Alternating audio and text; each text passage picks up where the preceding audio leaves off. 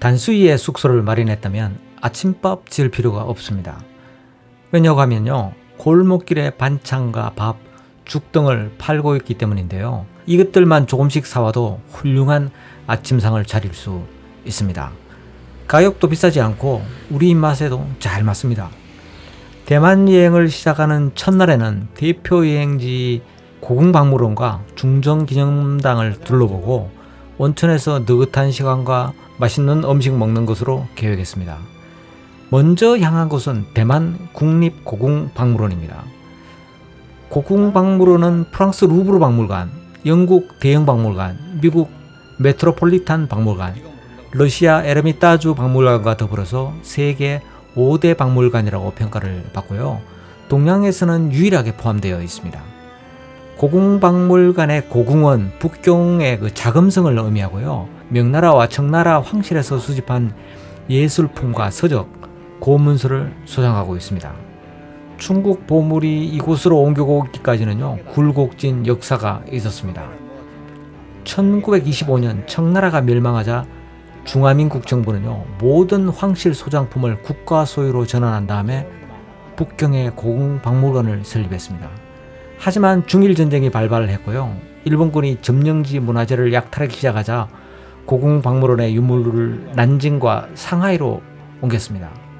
그러나 중화민국은요, 1948년에서 49년 공산당과의 전쟁에서 패했고, 이때 국민당 총재인 장제스는 황실의 주요한 유물 60만 점을 대만으로 가져왔습니다.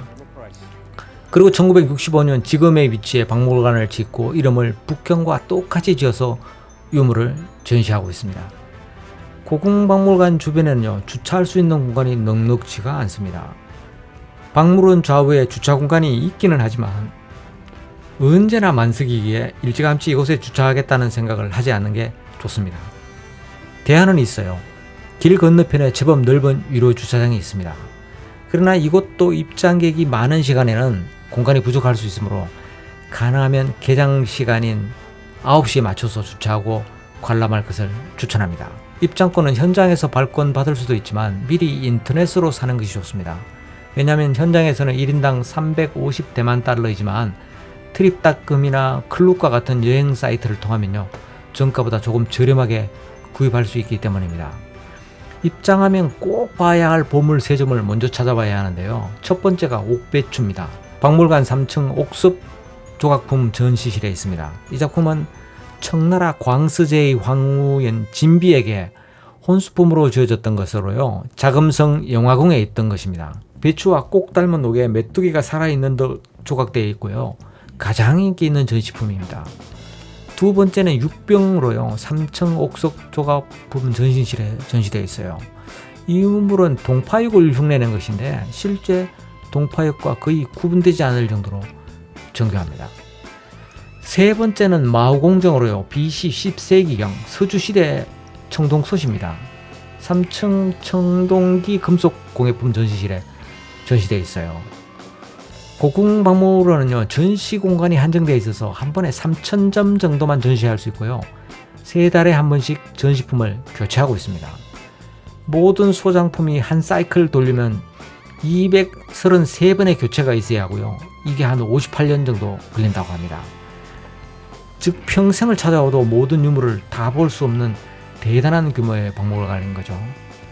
중국 정부는 하나의 중국 원칙을 내세우면서 고궁박물원의 유물 모두가 중국 국가 소유이기 때문에 반환해야 한다 하면서 유엔하고 국제박물관 기구에 요청을 했어요.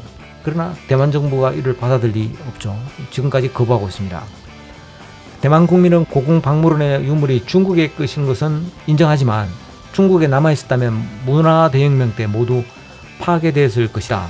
만약에 대만으로 옮겨오지 않았다면 지금까지 보존될 수 없었고 70년 넘게 대만에서 보존한 것이기에 이제는 대만 보물이다, 이렇게 주장을 하고 있습니다. 고궁박물관을 둘러본 후에 대만 국부로 추앙받는 장제스를 기리는 중정기념당을 방문했습니다. 중정은 장제스의 호고요, 공정하고 바른 중용의 정신을 의미합니다. 장제스는 일본 육군사관학교의 유학을 통해서 근대 군사학을 공부하고 난 다음에 1911년 청나라를 무너뜨린 신해혁명 당시 혁명군으로 참여했고요. 손문이 이끄는 국민당에 합류하면서 군사 지도자가 됐습니다. 1925년에 이제 손문이 사망하자 국민 지도자로 급부상하고 난 다음에 공산당을 몰아내고 중국을 통일했지만 중일 전쟁으로 국력이 소진한 틈을 탄 공산당의 게릴라전이 준동을 했고요. 국민당의 부패가 심화되자 민심이 공산당으로 돌아서고 말았습니다. 한편 미국은 장제스를 지원했으나 국민당의 만연한 부패와 비효율 때문에 지원을 줄였습니다. 반면에 소련은요, 일본 패망 후에 만주 지역을 공산당에게 넘기고 무기도 제공하면서 공산당이 우위를 점했습니다. 1949년 10월 1일 마침내 공산당은요, 베이징을 점령하고 중화인민공화국 수립을 선포했습니다. 이에 장제스는 패배를 인정하고 1949년 12월 공산당 군사력 투사가 어렵고 미국 지원을 받기에 유리한 대만으로 후퇴를 결정했습니다. 이때 군인, 관리, 지식인 200만 명이 함께 이주했고요. 이들은 일제 식민지를 겪으면서 낙후되어 있었던 대만 발전에 큰 영향을 미쳤습니다. 이때 가지고 온 문화재 약 60만 점을 통해서 정통성을 유지하고자 했고요. 금 2에서 3천 톤을 반출해서 근대 대만 경제 발전의 축을 마련했습니다. 본토에서 이주해서 주도권을 장악한 외성인은요, 대만을 본토 수복할 때까지 임시로 통제하는 지역으로 여기고요. 17에서 19세기 푸젠성과 광둥성에서 이미 이주해서 정착하고 있었던 한족, 즉 내성인과 6천에서 8천년 전부터 대만에 살고 있었던 오스트로네시아어 계열의 원주민을 탄압했습니다. 외성인과 내성인 간의 갈등은 오랜 세월이 지난 지금도 존재하고 있습니다. 정치적 성향이 단적으로 다른데요. 외성인이 주축인 국민당은 중국과의 관계를 중시하면서 본토를 언젠가 통일해야 할 대상으로 보지만, 내성인과 원주민이 주축인 민진당은요, 대만은 중국과 다른 독립적인 주권국가임을 주장하고 있습니다. 이러한 정치적 성향은요, 장제스에 대한 해석과 중정기념당을 바라보는 관점 또한 다르게 만들었어요. 외성인은 장제스를 반공주의자의 상징으로 중국 본토를 수복하려는 목표를 가진 국부로 여기고요. 중정기념당을 성지로 생각합니다. 하지만 내성인은요, 독재자이며 차별과 억압의 상징으로 여겨서 중정기념당을 자유광장으로 개명할 것을 요구했을 뿐만 아니라 일부는 완전히 없애야 한다고 주장합니다. 우리가 박정희 대통령을 바라보는 관점과 닮아 보이지 않나요? 중정기념당 내부에는 6.3m 높이 장제스 동상이 청동으로 만들어져 안치되어 있고요. 건물의 높이는 76m, 건평이 7,500평 규모로 중국 전통 방식으로 만들어졌는데 북경의 이화원과 비슷한 느낌이 있습니다. 15,000평 규모의 공원에는요, 국립극장, 국립음악청이 있고 자유광장이 있어서 산책하기 아주 좋습니다. 중정기념당 본관 앞에서 오전 6시부터 오후 5시까지 매시 정각에 대만군 의장대가 주관하는 초병 교대식이 있습니다만 뭔가 모르게 초라하고 볼품없습니다. 내가 중정기념당을 찾은 것은요, 장제스의 흔적을 찾아보는 것이 아니라 순전히 주변의 맛집 때문입니다. 중정기념당 바로 뒤 길 건너에 있는 항주 샤오롱 탕바오 집인데요. 점심시간 언저리에 찾으면 20-30분 줄을 서야 됩니다.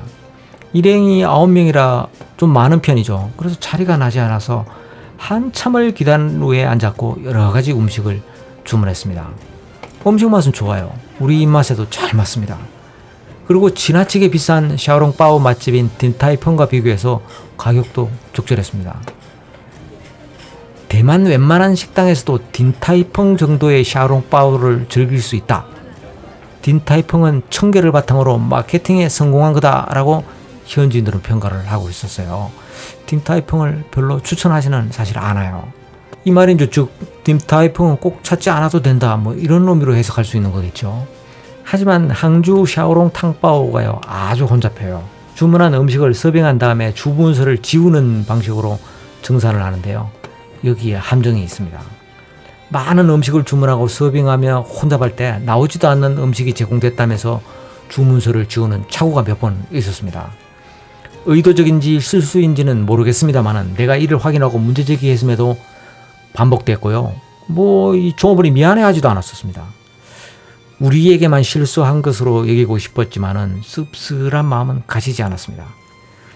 중정기념당은 주차 공간이 있어서 좋습니다.